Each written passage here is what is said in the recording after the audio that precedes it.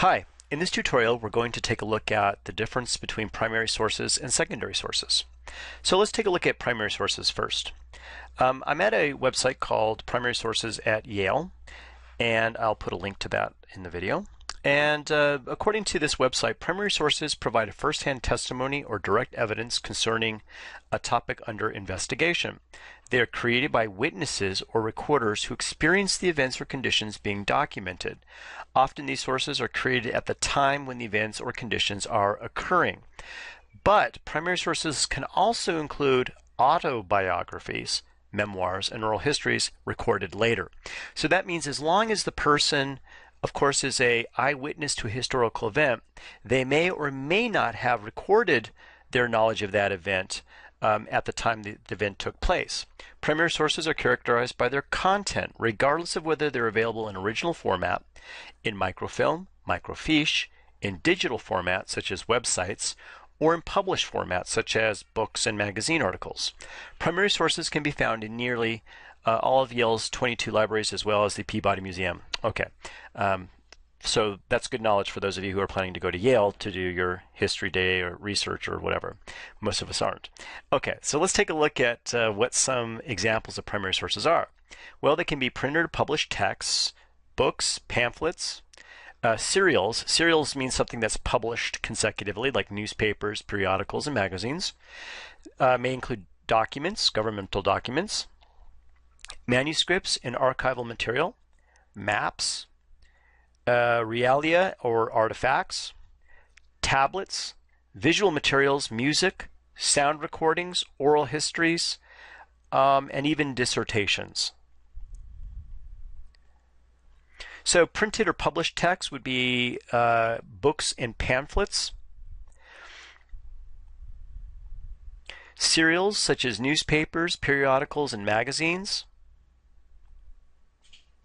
Governmental documents are an excellent source for excellent primary sources. And these are particularly well suited for material that relates to workings of government. Manuscripts and archival material. Usually these sorts of things are found in particular libraries that are dedicated to a particular topic. Maps can be primary sources, and maps are very useful because they are a cultural artifact and can say a lot or tell a lot about the culture that produced the map. And just like any other primary source, a map may or may not have bias.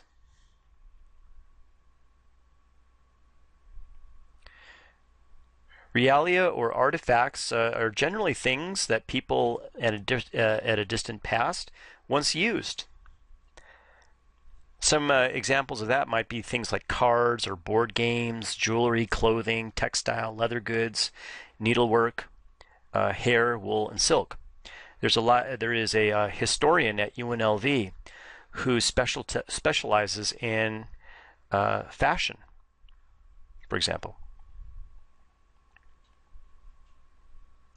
Tablets contain commemorative, there we go, inscriptions, scholarly treatise, letters, and business documents.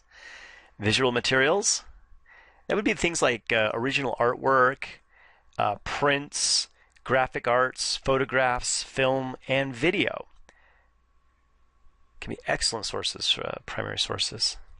Music also plays an integral role here, and that might be something like a manuscript music score, musical instruments themselves, sheet music, historical and contemporary sound recordings on both albums and discs, books, periodicals, photographs, and archives related to music and musicians. Sound recordings themselves, the actual music. Oral histories are a very powerful primary source. Oral histories are essentially interviews with people who were present during historical time. And lastly, and probably not as widely used, is the dissertation. Okay, so those are some examples of primary sources. And primary sources, as we have stated before, are an integral part of your History Day research, but are also important for things like research papers, things of that nature. Now what we'll do is we'll take a look at a secondary source. And we're going to go to a website called Teaching History. And on this website, it will tell us what a secondary source is. Secondary sources are works of synthesis and interpretation based upon primary sources and the work of other authors. They may take a variety of forms. The authors of secondary sources develop their interpretations and narratives of events based on primary sources, that is, documents and other evidence created by participants or eyewitnesses. Frequently, they also take advantage of the work of other historians by using other secondary sources. For example, the author of a history textbook, which you use in school, probably did not use too many primary sources. Instead, textbook authors usually rely on secondary sources written by other historians. Given the wide range of topics covered by a typical textbook, textbook authors could not possibly find and use all of the relevant primary sources themselves. Okay, so here are some examples of secondary sources. Reference books, things like encyclopedias, popular periodical literature. Some examples of that would be like popular magazines, right? A Reader's Guide to Periodical Literature, for example. As stated before, history textbooks. And actually, your textbook can be a really good place to start for History Day research. General historical works and monographs. These are books that are written by historians based upon primary sources that essentially tell the narrative of a particular historical figure or event. Journal articles. These are essentially essays of between 20 and 30 pages. They could be thought of as chapters in a book, and are the same thing, generally based upon primary sources. So where the primary source is the original artifact, document, etc.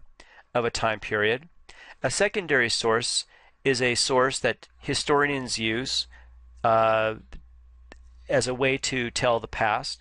Examples of that would be textbooks, as we said, encyclopedias, things of that nature. Okay, well, I hope this tutorial helps you understand the difference between primary and secondary sources. And thanks for watching.